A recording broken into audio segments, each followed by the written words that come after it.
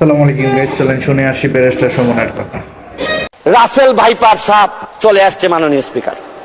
একজন ভদ্রলোককে এনবিআর ধরতে পারে নাই, বাংলাদেশ ফাইন্যান্সিয়াল ইন্টেলিজেন্স ইউনিট ধরতে পারে নাই, আর এনবিআর এর মতিউর রহমানকে ধরলে একটা ছাগল। ছাগল ছাড়া এই লোককে তো আপনি আনতেই পারতেন না। মাননীয় সাবেক আইজিপি উনি এত বড় হয়ে গেলেন, মন্ত্রণালয় জানলো না, মাননীয় স্বরাষ্ট্রমন্ত্রী জানলেন না। এই বাচ্চাটা এত বড় হয়ে গেল, আর কিছুদিন সুযোগ পাইলে পুরা গোপালগঞ্জ কিনে ফেলতেন এই বেনজির সাহেব।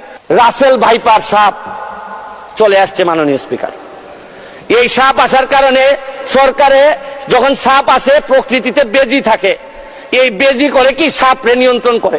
কিন্তু এই সরকারে দেখা যাচ্ছে বিভিন্ন জায়গায় রাসেল ভাইপার আছে, কিন্তু বেজি ওই পরিমাণ নাই যে এই সাপরে ধরবে। মাননীয় স্পিকার, আপনি দেখেন এই আমাদের প্রতিষ্ঠানগুলা কত দুর্বল হয়ে গেছে। আমাদের প্রতিষ্ঠান একজন ভদ্রলোককে দুদক ধরতে পারে নাই, একজন ভদ্রলোককে এনবিআর ধরতে পারে নাই, বাংলাদেশ ফাইন্যান্সিয়াল ইন্টেলিজেন্স ইউনিট ধরতে পারে নাই, আর এনবিআর এর মতিউর রহমানকে ধরলে একটা ছাগল। ছাগল ছাড়া এই লোককে তো আপনি আনতেই পারতেন না।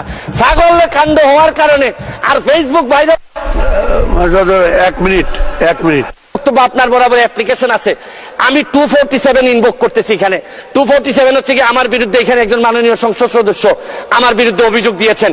আমার আত্মপক্ষ সমর্থনের সুযোগ দেওয়ার জন্য, আমি সময় দেওয়ার জন্য আপনার কাছে দাবি জানাচ্ছি। মাননীয় স্পিকার, এখন আসেন আপনারা বেনজির কাণ্ড। মাননীয় সাবেক আইজিপি উনি এত বড় হয়ে গেলেন, মন্ত্রণালয় জানলো না, মাননীয় স্বরাষ্ট্রমন্ত্রী জানলেন না। এই বাচ্চাটা এত বড় হয়ে গেল, আর কিছুদিন সুযোগ পাইলে পুরা গোপালগঞ্জ কিনে ফেলতেন এই বেনজির সাহেব।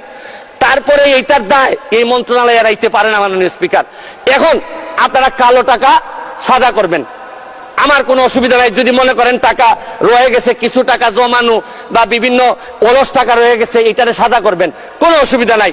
কিন্তু এই সাদা করার মধ্য দিয়া বেনজিরার মতিউরের টাকাও যদি সাদা হয়ে যায়, আর এদের ভবিষ্যৎ প্রজন্ম উত্তরাধিকার, আদর্শের উত্তরাধিকার যারা, তাদের টাকাও যদি সাদা হয়, তাহলে এই সময় শেষ।